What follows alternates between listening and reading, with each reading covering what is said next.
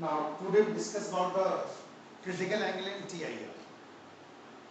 Critical angle and TIR. So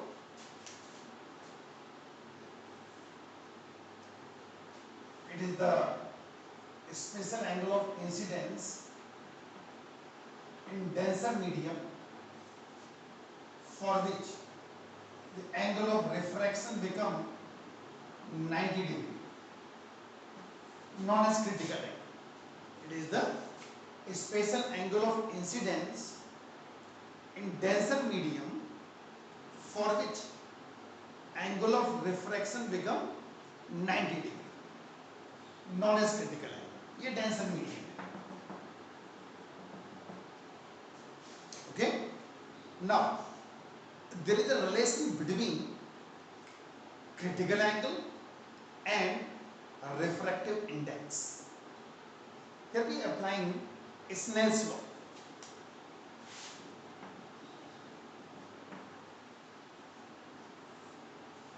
And as you know that from Snell's law, the product of sine of angle and corresponding refractive index remains constant. So sin C into mu, because the index of the denser medium is suppose mu. It's for air. It's air. So sin 90 into 1. Mu equals to 1 upon sin C.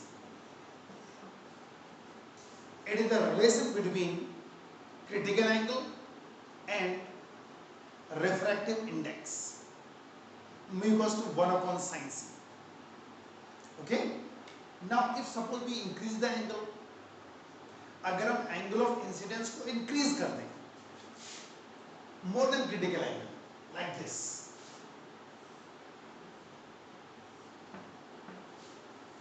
ray internally reflect. If angle of incidence in denser medium more than critical angle, ray internally reflect, that is known as total internal reflection or TIR. Total internal reflection or TIR. Okay. So what are the conditions for TIR? First, a refraction takes place from denser to rarer medium. This is the first condition. Second condition, angle of incidence must be greater than critical angle. Angle of incidence must be greater than critical angle. Now we demonstrate it. TIR and critical angle both we can demonstrate. Like now if the refraction is refraction, ray बाहर निकलनी मुड़ती हुई, denser to rarer, away from the normal. देखो. Okay. Now अब हम उसको critical angle बनाना चाह रहे हैं. Critical angle.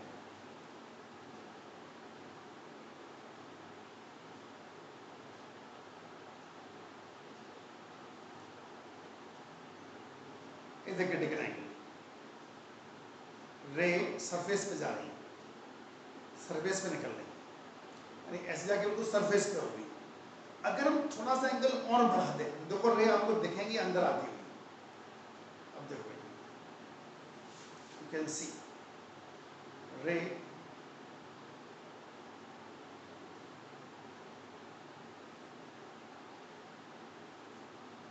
internally refracts.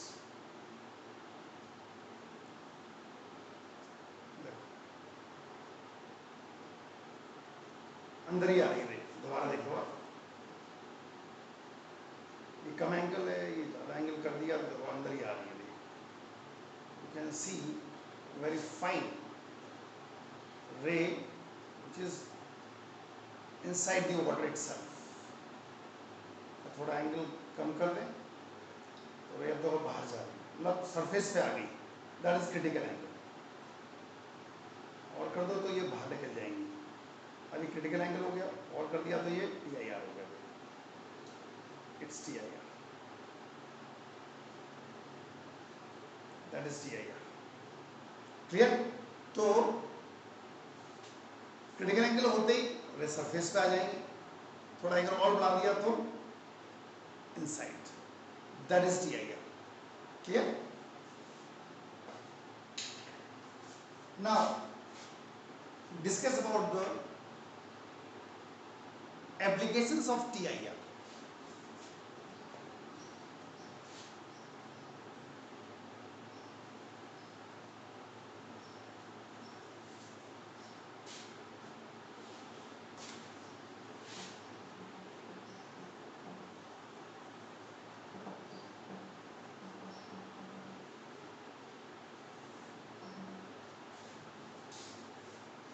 One is mirage.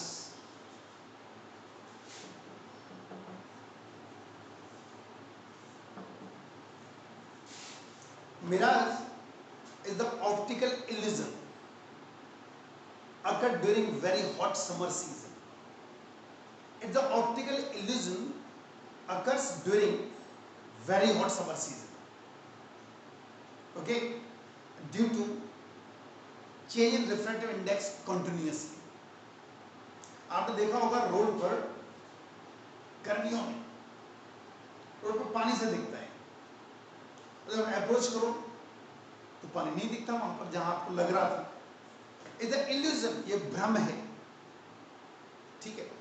ऐसे डेजर्ट में पानी से दिखेगा, ये मिलता रहता है, उसके आसपास अगर जो पेड़ वगैरह होते हैं वो भी इन्वर्टेड दिखना स्टार्ट हो जाते हैं, that is mirage. It's a optical illusion occurs during very hot summer season, especially in desert or on the roads, and the cause of mirage is continuously change in refractive index of the medium. लगातार refractive index का change होना is the cause of mirage। समझो उसको।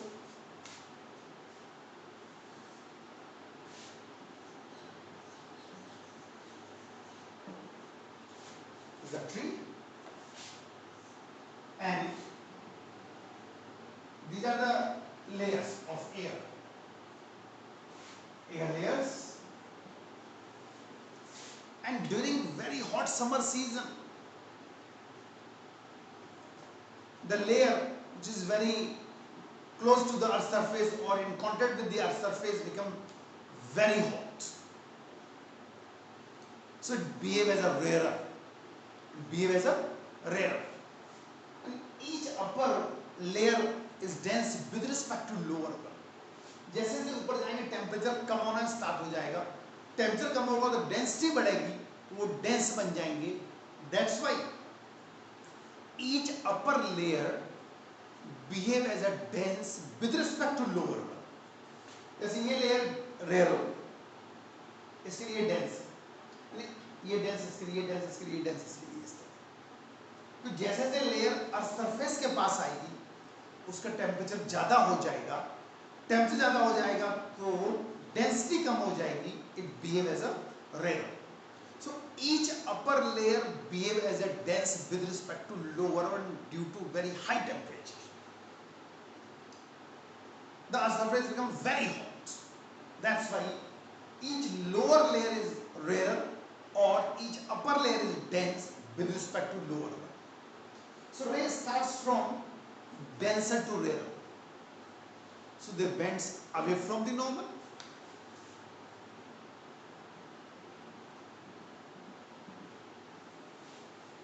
At one particular point, the angle of incidence more than critical angle. So ray internally reflects, and after that ray moves from rarer to denser. After that ray moves from rarer to denser, bends towards the normal.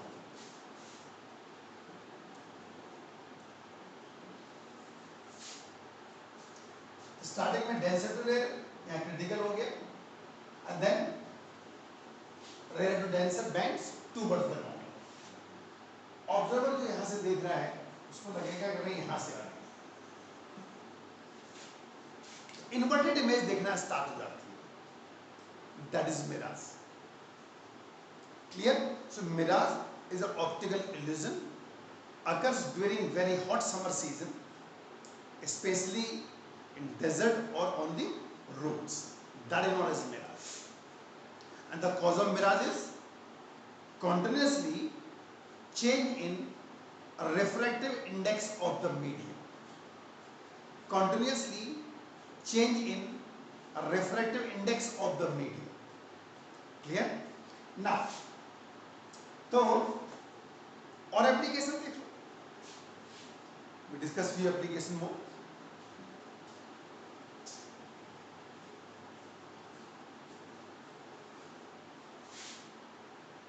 Another one is optical fiber.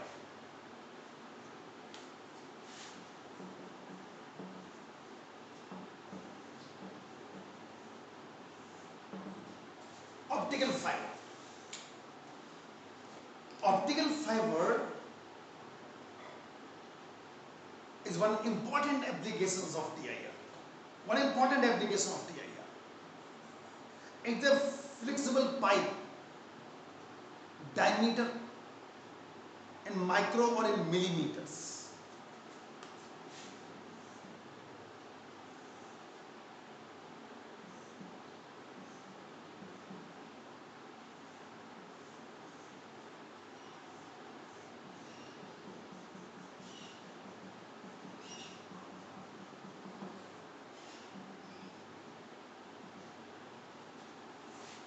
It having two parts. One is core and another one is cladding. Its core.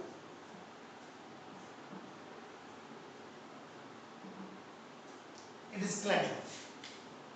It's cladding and its core. The reflectance of the core will be greater than cladding. mu to greater than mu. Okay? जो pipe होगा उसका outer surface lower reflective index से paint कर देते हैं तो वो cladding कहलाएगा. Now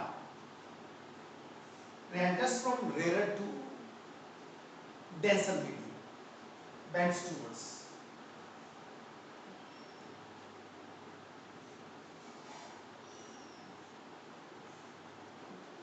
Multiple reflection takes place.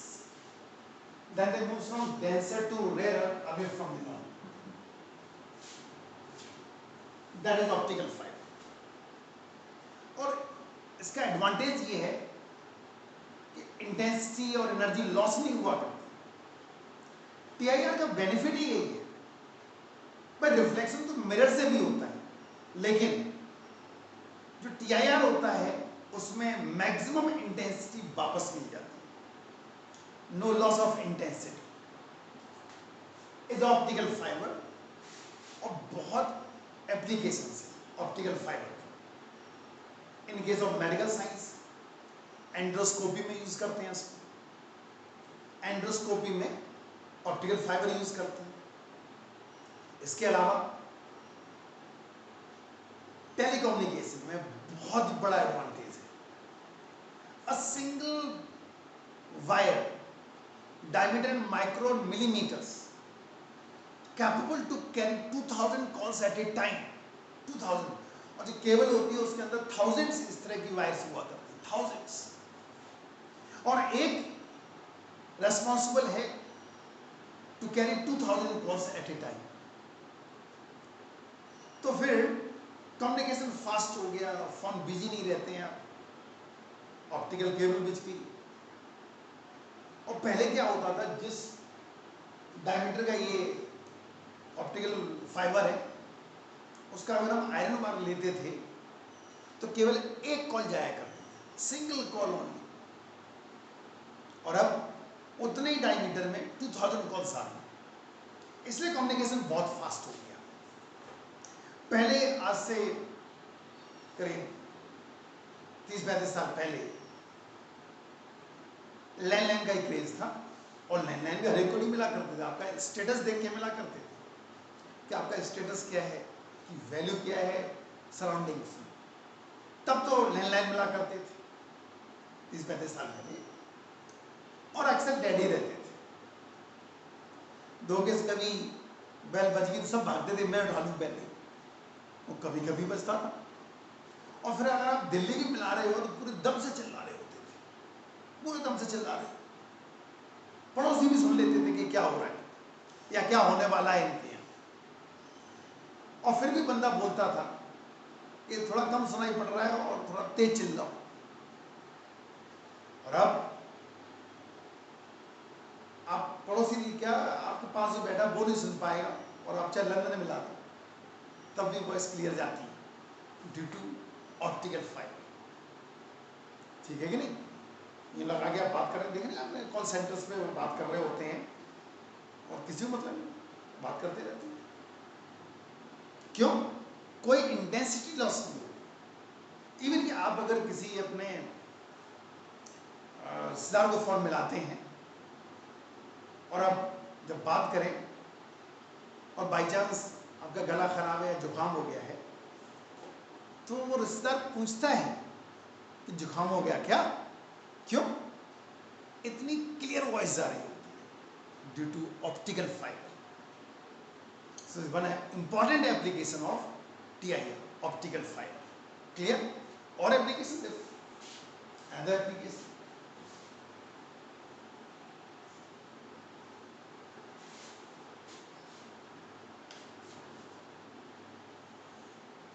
इधर प्लीज।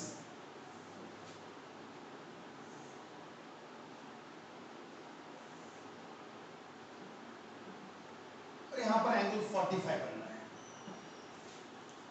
और प्रिज्म का क्रिटिकल एंगल होता है 42.5 डिग्री होता है। Move from denser to rare, angle कितना होगा? 45 degree, more than critical angle. TIR takes place. यो और एक एप्लीकेशन देखो,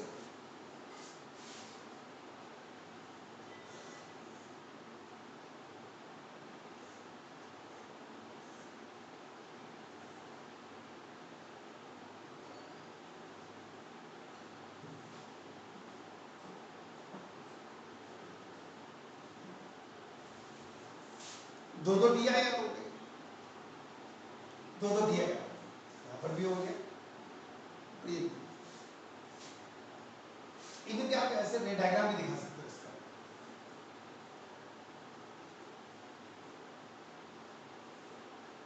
इसी ऑब्जेक्ट है, ये इसकी इमेज बनती है।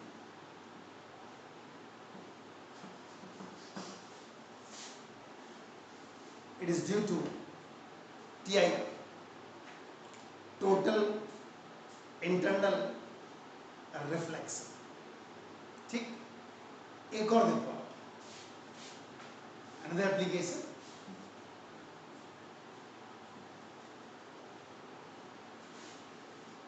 Out view of the fish.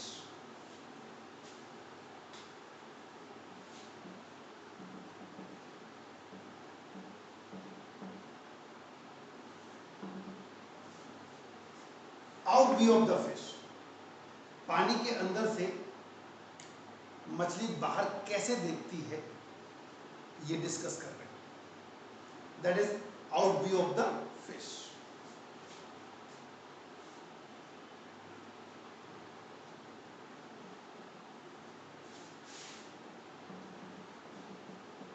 Water,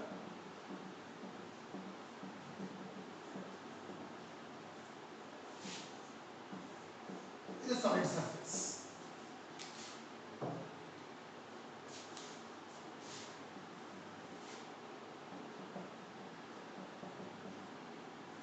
ये सॉलिड सरफेस है और ये पानी।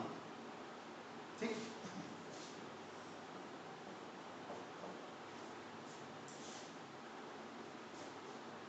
तो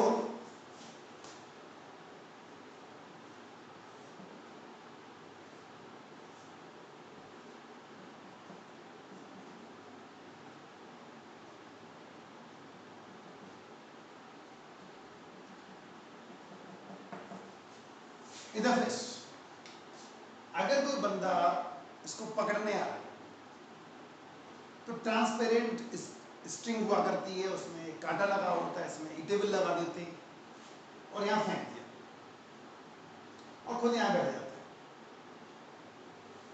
तो मछली जब आएगी तो एकदम अटैक नहीं करती, बहुत क्लेवर होती मछली। वो पहले ये देखती कि कोई बंदा तो नहीं, तो वो पहले क्रिटिकल एंगल बनाया करती।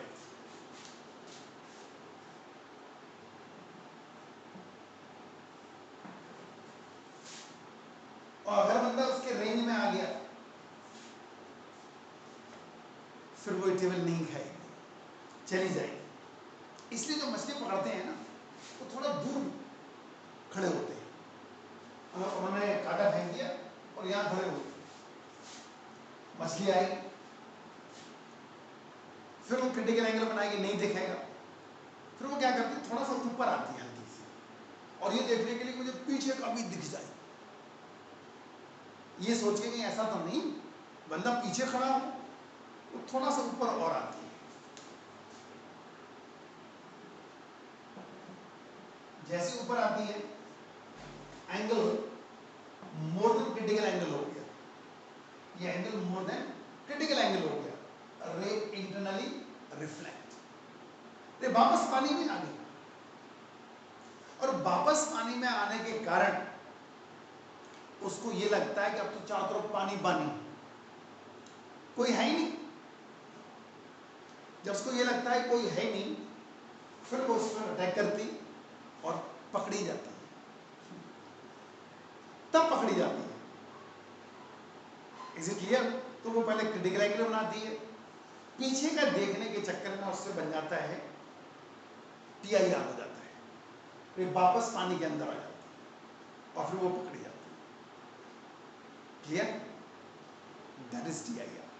ये एप्लीकेशन थी TIR की, कुछ न्यूमेरिकल करते हैं हम लोग TIR के ऊपर। तो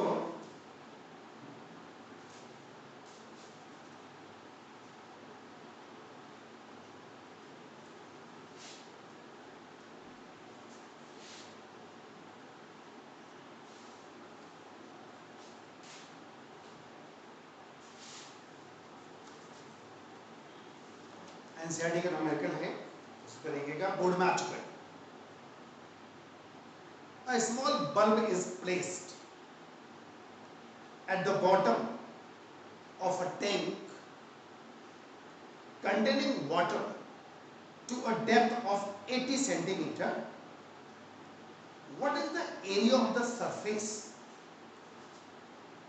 of water through which light from the bulb can emerge out, and refractive index of the water is 1.33. दोबारा सुने statement. A small bulb is placed at the bottom of the tank containing water to a depth of 80 centimeter. 80 centimeter.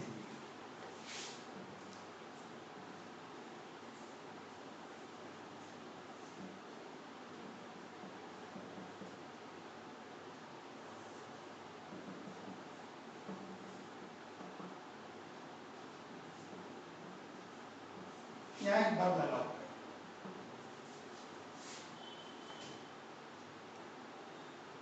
What is the area of the surface of the water through which light from the bulb can emerge out?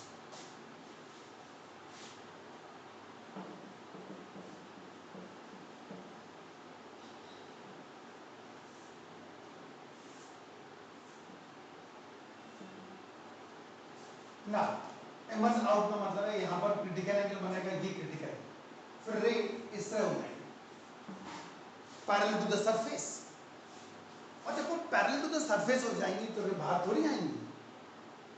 इसका मतलब है कि light इतने surface से बाहर आती है।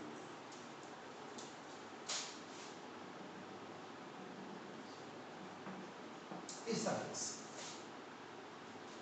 तो हमने इसको R मान लिया, तो हमें निकालना कि पाई आर स्क्वायर। एरिया निकालना है जहां से लाइट बाहर निकल के आएगी, ये कैलकुलेट करना है। Refractive index of the water is given 1.33, okay, and as we know that there is a one relation between critical angle and a refractive index, mu equals to 1 upon sin c, or sin c equals to 1 upon mu 1.33। तो solve करेंगे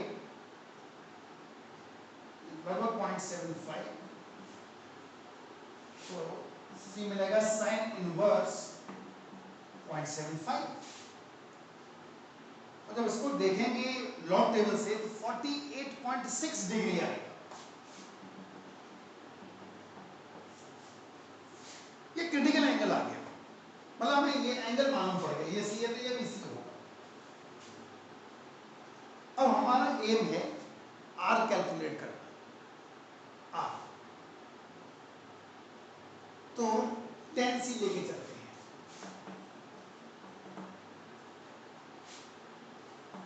r by h, r equals to h tan c, 80 centimetre, tan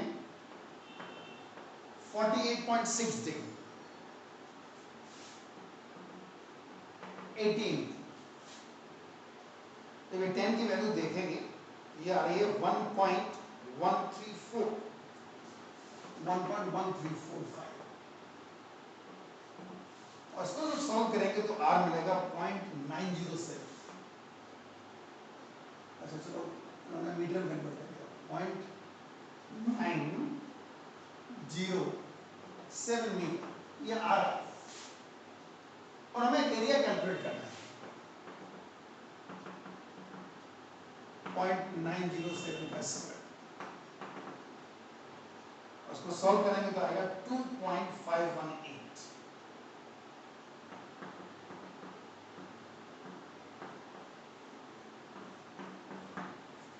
इतने area से light बाहर आएगी, जो area आप देख रहे हैं इतने से लाइट बाहर निकलेगी, क्योंकि उसके बाद तो क्या बन जाएगा, क्रिटिकल एंगल। उसके बाद रे सरफेस के पैरेलल आ जाएंगे, they become parallel to the surface, that the region. Clear? तो इस तरह न्यूमेरिकल सॉल्व करना था। इसका एक डायरेक्ट फॉर्मूला भी है, इसका एक शॉर्टकट फॉर्मूला भी है, और उससे भी आप कर सकते हो। और फॉर्मूला है r equals to h upon mu square minus 1। इससे भी आप डायरेक्ट यूज कर सकते हो, कॉन्फिडेंस में आप डायरेक्ट यूज कर सकते हो, r equals to h upon under root mu square minus 1। तो इससे भी आपकी रेडियस आ जाएगी, और रेडियस आने के बाद फिर आप निकाल पाएंगे एरिया पाई आर स्क्वायर करके। तो इस डायरेक्ट फॉर्मूले से आप कर सकते हो, r equals to h upon under root mu square minus 1। Clear? तो ऐसे भी इसको आप सॉल्व कर सकते हैं। ये था TIR एंड क्रिटिकल एंगल। अच्छे इंपॉर्टेंट हम लोगों ने एग्जाम्पल डिस्कस किए, ठीक है, ओके।